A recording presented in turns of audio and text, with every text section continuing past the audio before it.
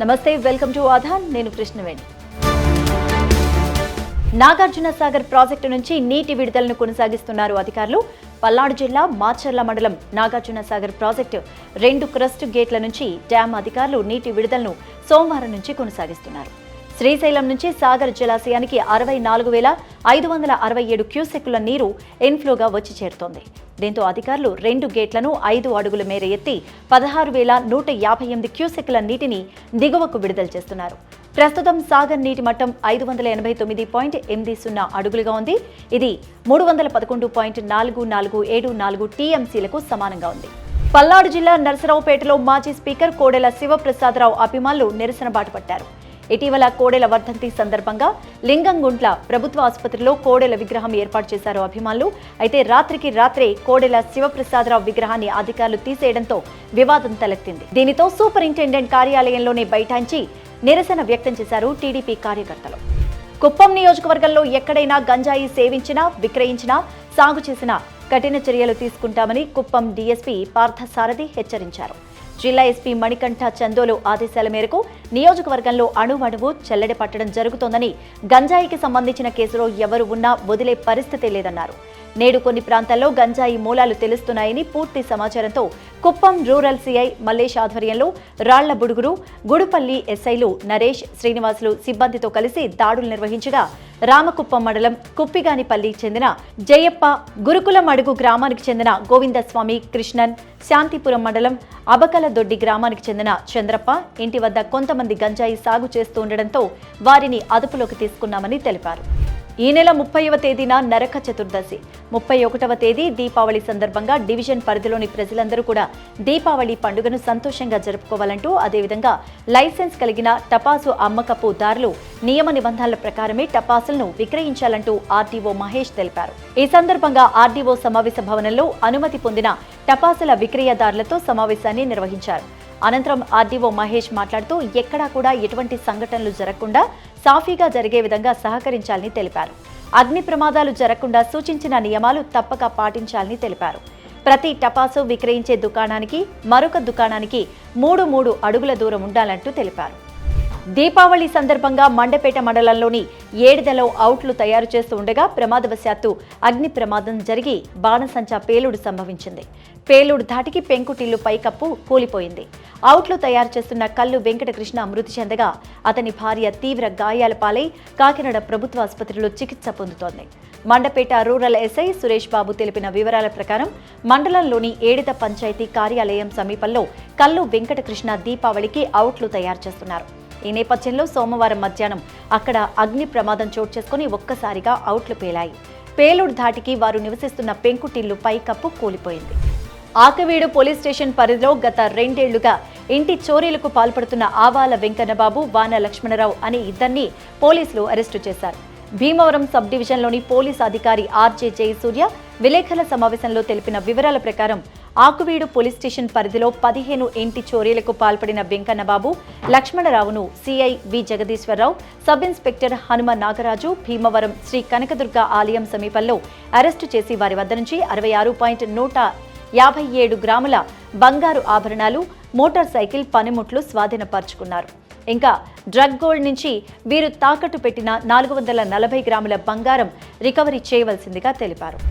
నెల్లూరు జిల్లా బుచ్చిరెడ్డిపాలెం పట్టణంలో ఉద్రిక్త వాతావరణం నెలకొంది. పందుల పెంపకందారులను తమ నివాసాల వద్ద నివాసాలు ఏర్పాటు చేయవద్దంటూ మంగళకట్ట వాసులు రోడ్డుపై బైఠాయించారు. దీంతో 2 కిలోమీటర్ల మేర ట్రాఫిక్ స్తంభించిపోయింది. వాహనదారులు తీవ్ర ఇబ్బందులు చెందారు. ఒకసారి తెలుసుకున్న పోలీసులు సంఘటనా స్థలానికి చేరుకున్నారు. ప్రజలతో మాట్లాడి ట్రాఫిక్ ను క్లియర్ చేశారు. ఇక్కడికి చేరుకున్న నగర పంచాయతీ అధికారులకు స్థానికులకు మధ్య కొంత సమయం వాగ్వివాదం చోటు చేసుకుంది.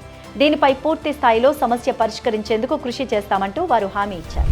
నెల్లూరులోని నగరపాలక సంస్థ కార్యాలయంలో మున్సిపల్ శాఖ మంత్రి పొంగూరు నారాయణ పలు విషయాలపై అధికారులతో సమీక్షించారు.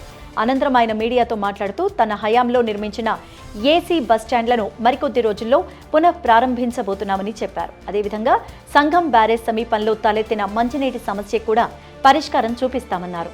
గత ప్రభుత్వంలో కేవలం 1 మోటార్ మాత్రమే పనిచేసేదని, తమ ప్రభుత్వం అధికారంలోకి వచ్చిన తర్వాత 2 మోటార్లు ఏర్పాటు చేసి మంచినీటి సమస్యకు శాశ్వత పరిష్కారం చూపించామన్నారు. నంద్యాల జిల్లా ఆళ్లగడ్డ ప్రభుత్వ ఆసుపత్రిలో డాక్టర్ల నిర్లక్ష్యం ఒక వ్యక్తి ప్రాణాల మీదకు తెచ్చింది. వైద్యం కోసం వచ్చిన పేషెంట్స్ కు డ్యూటీ డాక్టర్ అందుబాటులో లేకపోవడంతో తీవ్ర గందరగోళం నెలకొంది. పేషెంట్ తరపు బంధువులు డాక్టర్ను అడగ్గా తాను ఫంక్షన్కి వెళ్లాలని నిర్లక్ష్యంగా సమాధానమిచ్చినట్టు వారు ఆరోపిస్తున్నారు. మధురవాడ చాకలిపేటలో మైనర్ బాలికపై అసభ్యకరంగా ప్రవర్తిస్తున్న రిటైర్డ్ ఆర్మీ ఉద్యోగి అబ్రహాంను స్థానికులు పోలీసులకు అప్పగించారు. పలువురు బాలికల పట్ల అసభ్యంగా ప్రవర్తిస్తూ ప్రైవేటు పార్టీలను టచ్ చేస్తూ పైశాచిక ఆనందం పొందుతున్నాడని స్థానికులు పోలీసులకు తెలిపారు. బాలిక ఏడ్చుకుంటూ తల్లిదండ్రులకు చెప్పడంతో ఆర్మీ ఉద్యోగి భాగోతం వెలుగులోకి వచ్చినట్టుగా సమాచారం. నంద్యాల జిల్లా చాగలమరి పట్టణంలోని కోటగడ్డ వీధిలో వెలిసిన మహిమాన్వితమైన సత్యమ్మ తల్లి దేవాలయంలో విగ్రహ ప్రతిష్టోత్సవాలు సోమవారం నుంచి ప్రారంభమయ్యాయి.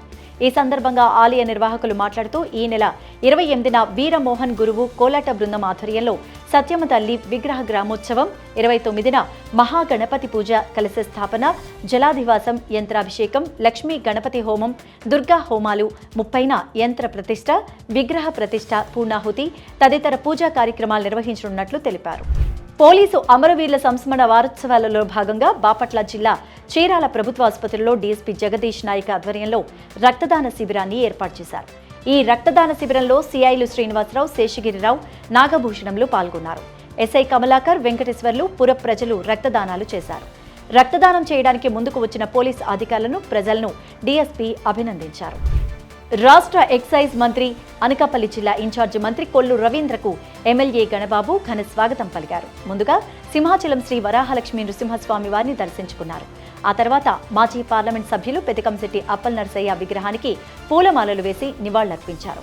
ఈ సందర్భంగా రవీంద్ర మాట్లాడుతూ విశాఖపట్నం అన్ని విధాలుగా అభివృద్ధి చెందుతున్న ప్రాంతమని, గత ప్రభుత్వంలో విశాఖ ప్రజలు భయభ్రాంతులకు గురయ్యారన్నారు. గత ప్రభుత్వంలో ఇసుక మాఫియా జరిగిందని, ఇసుక మాఫియాపై సిబిసిఐడి విచారణ జరుగుతోందన్నారు. కృష్ణా జిల్లా గుడివాడలో ప్రభుత్వ మాజీ ప్రధాన సలహాదారు, వైసీపీ ముఖ్య నేత సజ్జల రామకృష్ణారెడ్డి పర్యటించారు. ఈ సందర్భంగా కొంతకాలంగా అనారోగ్యంతో బాధపడుతున్న వైఎస్ఆర్ పార్టీ రైతు సంఘం అధ్యక్షుడు నాగిరెడ్డిని పరామర్శించి బాగోగులు అడిగి తెలుసుకున్నారు.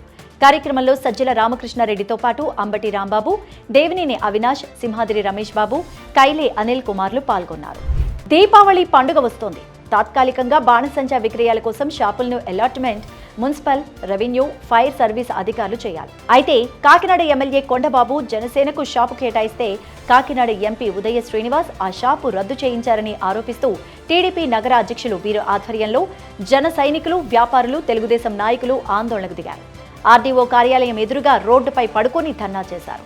ప్రజా సమస్యల కోసం ఆందోళన చేయాలి తప్ప వ్యాపారాల కోసం ఈ ఆందోళన ఏంటంటూ అది చూసిన వారు ఆశ్చర్యపోతున్నారు.